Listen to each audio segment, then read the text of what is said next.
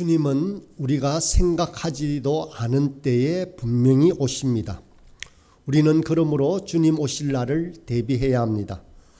우리가 준비하지 않고 그저 오시면 준비해야지 해서는 결코 안 됩니다. 아니면 누군가가 말해주면 그때 준비해야 했어도 안 됩니다. 노아가 아무리 외쳐도 사람들은 먹고 마시고 노는데 정신이 팔려 있었습니다. 그래서 그 소리는 결코 듣지 않았습니다. 선지자가 아무리 소리쳐도 사람들은 제 마음에 끌리는 대로 살았습니다. 이것을 성경은 소견대로 자기 마음대로 했다라고 했습니다. 신천지 같은 이단의 교주들이 자신을 재림의 예수라고 주장하면서 사회를 혼탁하게 하니까 다시 오실 주님에 대한 기대와 소망도 많이 희석되어지고 있는 때입니다. 그러나 우리는 천국을 묵상하면서 주님 오실 날을 기대해야 합니다. 따스함을 느끼고 싶은 사람은 불을 가까이 해야 하듯이 천국을 향한 사랑이 일어나려면 천국을 자주자주 묵상해야 합니다. 그리고 주님의 재림을 대비해야 하는 것입니다. 주님께서는 생각지 않은 날에 오신다고 했습니다. 그래서 철저하게 준비하고 깨어 있으라라고 말씀하십니다. 종말이 언제 이를지는 아무도 모릅니다.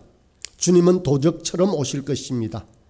그러므로 성도는 마치 주인이 돌아오기를 고대하는 충실한 종처럼 준비하고 살아야 합니다. 오늘 본문은 주님 오실 날을 대비하며 사는 지혜로운 사람이 되라라고 말씀하고 있습니다. 35절과 36절의 말씀을 보면 주님은 우리가 주인이 혼인집에서 돌아와 문을 두드리면 곧 열어주려고 기다리는 지혜로운 종이 되라고 말씀하십니다. 그러면 어떻게 하는 것이 지혜로운 종이 되는 것일까요? 먼저 지혜로운 종은 주님을 맞을 준비를 철저하게 하고 있습니다. 먼저 허리에 띠를 띠고 등불을 켜고 서 있습니다. 예수님 당시 팔레스타인 지방은 그 당시 의복은 겉옷이 무릎 아래까지 내려오는 긴 옷이었기 때문에 허리에 띠를 메었다라는 이 말씀은 아주 민첩하게 움직일 수 있도록 그렇게 거치장스러운 부분들을 묶었다라는 말입니다. 또 때가 밤이라 하면 밤이라 해서 옷 매무새를 허술하게 하지 않고 주인이 올 것을 철저하게 대비하고 있는 종의 자세를 보여주는 것입니다. 또 등불을 켠다라는 것은 상황이 매우 임박한 것을 말해줍니다. 재림의 주님을 기다리는 성도의 자세는 이러해야 한다라는 것을 가르쳐 줍니다. 두 번째로 지혜로운 종은 주님이 오실 것을 확실히 알고 있었습니다. 본문에서 보면 주인은 혼인 예식에 참여한 것을 알 수 있습니다. 유대인의 혼인 예식은 밤에 이루어졌기 때문에 그 혼인 예식을 마치고 주인이 집으로 돌아오는 시간은 아주 늦은 밤중의 시간이었습니다. 지혜로운 종은 이것을 알고 있었습니다. 내일 오겠지 아니면 모레 오겠지라고 생각하지 않습니다. 세 번째로 지혜로운 종은 현재의 고통을 감수하고 있습니다. 모든 사람이 잠들어 있을 때 혼자 깨어 있는 일은 그리 쉬운 일이 아닙니다. 모든 사람이 같이 깨어 있으면 훨씬 고통이 덜합니다. 그러나 낮에 똑같은 일을 하고도 밤에 홀로 잠을 자지 못한다는 것은 참으로 고역스러운 일입니다. 세상 사람들은 자꾸만 우리가 그들의 가치관으로 살아가야 한다라고 또 그래서 우리가 어리석다라고 말을 자주 합니다. 그러나 사랑하는 주님이 기뻐하실 일을 생각한다면 이 지혜로운 종처럼 밤늦게 깨어있다라고 해서 결코 고통스럽지 않습니다. 깨어 준비하는 자만이 영광스러운 잔치에 참여합니다. 37절의 말씀입니다. 주인이 와서 깨어있는 것을 보면 그 종들은 복이 있으리로다. 내가 진실로 너희에게 이르노니 주인이 띠를 띠고 그 종들을 자리에 앉히고 나와 수종들리라. 여기서 보면 깨어있는 자만이 복 있는 사람이 되는 것입니다. 종에게 복이 있으리라라고 하는 선포는 예비된 나라의 상속자가 되는 축복을 말합니다. 깨어 준비하는 자는 반드시 주님을 영접하게 됩니다. 주인이 띠를 띠고 그 종들을 자리에 앉히고 나와 수종을 든다라고 합니다. 주인이 종에게 시중드는 것은 아주 이상한 일입니다. 그러나 예수님께서는 제자들의 발을 씻기심으로 수종 드는 본을 보였습니다. 이것은 그들이 받을 하늘나라의 기쁨을 나타냅니다. 그리고 자신의 직분을 다한 종을 향해서 하나님 아버지께서 마련하신 큰 영광을 말해주고 있습니다. 이제 38절에서 40절 말씀을 다시 보도록 하겠습니다. 주인이 혹 이경에나 혹 삼경에 이르렀어도 종들이 그같이 하고 있는 것을 보면 그 종들은 복이 있으리로다. 너희도 아는 바니 집주인이 만일 도둑이 어느 때에 이를 줄 알았더라면 그 집을 뚫지 못하게 하였으리라. 그러므로 너희도 준비하고 있으라. 생각하지 않은 때에 인자가 오리라 하시니라. 예수님께서 재림하실 때 성도들은 어떤 자세로 있어야 할까요? 예수님이 재림하시는 때는 거듭거듭 말하지만 아무도 모르는 때입니다. 주인이 혹 이경이나 삼경에 이르렀어도 라고 했습니다. 이경이나 삼경은 오늘날의 시간으로 보면 깜깜한 밤중의 시간입니다. 그 시간이 언제일지 모른다라는 뜻입니다. 이 세상에 다시 오는 때는, 주님께서 오시는 때는 주님도 모르신다고 했습니다. 천사들도 모르고 오직 하나님 아버지만 아신다라고 했습니다. 주님의 재림의 시기는 하나님의 시간의 때에 있습니다. 인간들에게는 비밀로 붙여진 시간입니다. 그리고 그때는 기다리다 지친 때일지도 모릅니다. 방심하기 쉬운 때입니다.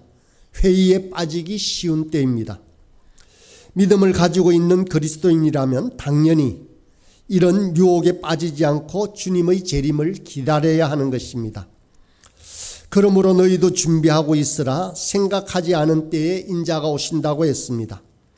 여기서 준비한다는 것은 영적으로 깨어있는 것을 뜻합니다. 재림의 때는 생각하지 않은 때에 온다고 합니다. 사실은 우리 인간사가 그렇습니다. 암울한 일은 갑자기 닥쳐옵니다. 뉴스를 보면 많은 사람들의 몰락은 그저 예비되고 인지되어지는 것이 아닙니다.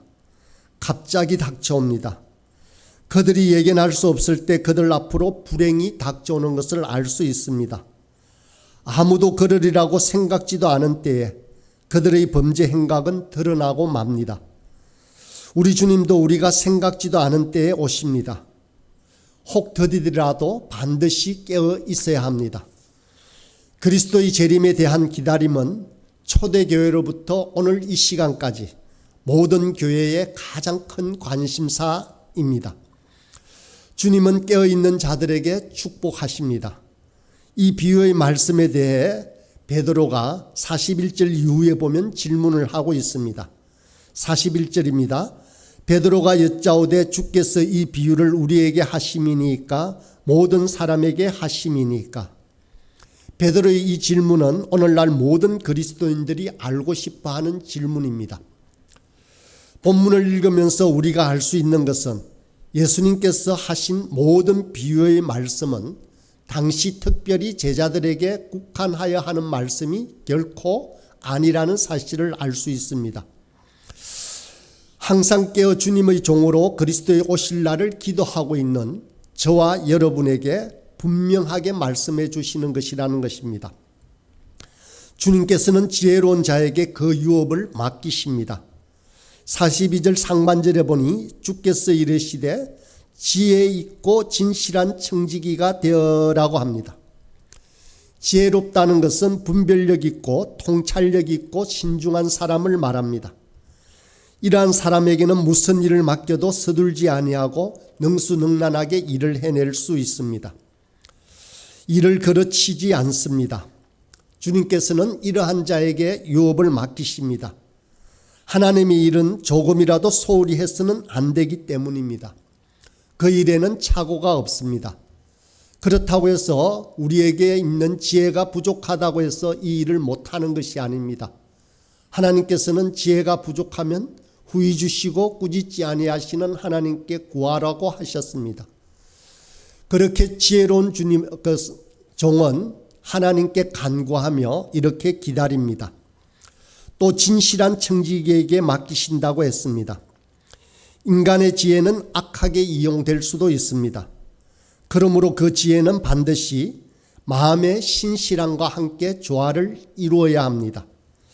하나님께서는 당신의 유업을 맡기실 자에게 지혜로운 자와 더불어서 반드시 진실한 자에게 자를 찾고 계십니다. 진실한 자는 꾸밈이 없습니다. 속이지 않습니다. 성실합니다.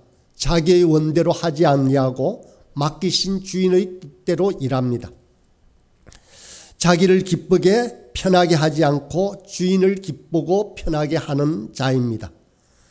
또 지혜 있고 진실한 청지기는 그 집을 관리해야 합니다. 그 집 종들을 맡아 관리합니다. 42절을 보면 이렇게 말씀하십니다. 주께서 이르시고 지혜 있고 진실한 청지기가 되어 주인에게 그 집 종들을 맡아 때를 따라 양식을 나누어 줄 자가 누구냐. 하나님께로부터 위임받은 재산과 집에 대해 충성된 청지기는 주인의 가족들이 불편함이 없도록 살아갈 수 있도록 배려합니다. 다른 종들을 다스림에 있어서도 모든 불화나 불만을 철저히 해결하여서 위로와 확신을 주는 것이 바로 이 지혜로운 청지기가 하는 일입니다. 충성된 청지기는 때에 따라 양식을 나누어 줍니다. 양을 잘 치는 목자는 양이 필요한 것이 무엇인지를 잘 알고 있습니다. 그래서 끊임없이 자신을 희생하며 그 양들에게 꼴을 먹입니다. 마찬가지로 그 집을 맡은 청지기는 그 집의 온 가족을 위해서 자신이 희생하며 때에 따라 음식을 제공할 수 있어야 합니다. 그래서 청지기는 늘 깨어있고 긴장합니다. 그리고 때와 시기를 살펴야 하며 양떼를 살펴야 합니다. 자기 희생 없이는 그냥 이루어질 수 없는 일들입니다. 이런 충성된 청지기에게 하나님은 또 다른 복을 내리십니다. 44절입니다. 내가 참으로 너희에게 이르노니 주인이 그 모든 소유를 그에게 맡기리라. 주님은 나머지 소유도 그에게 맡기는 복을 주십니다. 하나님은 비록 작은 일이라도 그 일에 충성하는 자에게 많은 것을 허락하십니다. 네가 작은 일에 충성하였으니 내가 많은 것으로 너에게 맡기리니 너 주인의 즐거움에 참여할지어다 라고 하십니다. 그러므로 큰 일을 하기 원하는 사람은 먼저 욕심부터 없애야 합니다. 성실한 자세로 그렇게 일하는 것을 배워야 합니다. 45절의 말씀입니다. 만일 그 종이 마음에 생각하기를 주인이 드디어 오리라 하여 남녀 종들을 때리며 먹고 마시고 취하게 되면, 본문은 신실치 못한 종에 관한 이야기입니다. 신실하지 못한 종은 주인을 경하게 여깁니다. 본문의 종은 밖으로는 주인에게 복종하는 채 했지만 내심으로는 주인을 가볍게 여기고 있습니다. 그런 이중적인 인격자였습니다. 그래서 이 종은 주인이 없는 틈을 이용해 자신에게 맡겨진 주인의 것을 가지고 악하고 부정하게 관리를 했습니다. 신실치 못한 종은 부정을 일삼습니다. 부정이란 몸과 마음이 깨끗하지 못하던 것입니다. 그래서 본문의 종이 노예들을 때렸다라고 말하고 있습니다. 주인이 맡긴 재산과 그리고 사람들을 관리하고 있지 못하는 것입니다. 따라서 이것은 주인의 재산에 손해를 끼치고 또 주인을 속이는 것이 됩니다.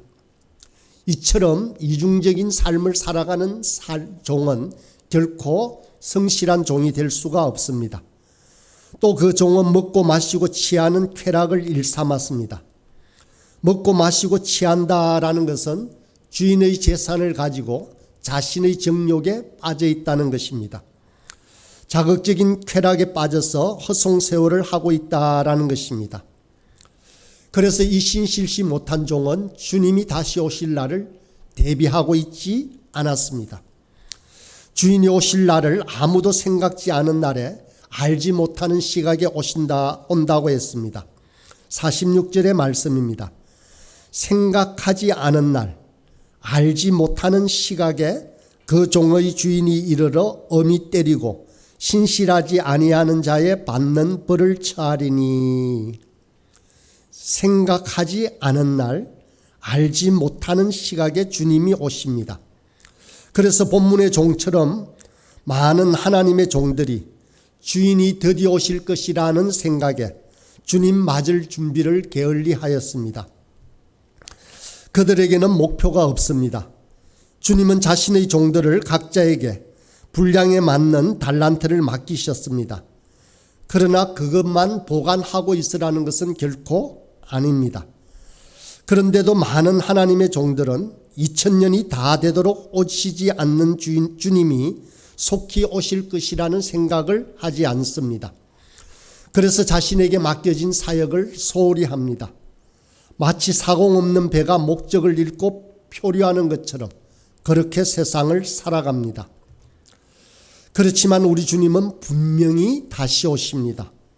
우리 주님의 처음 오심이 그러했고 또 주님의 가심이 그러했고 생각지도 못한 그 시간에 그 주인은 반드시 다시 오실 것입니다.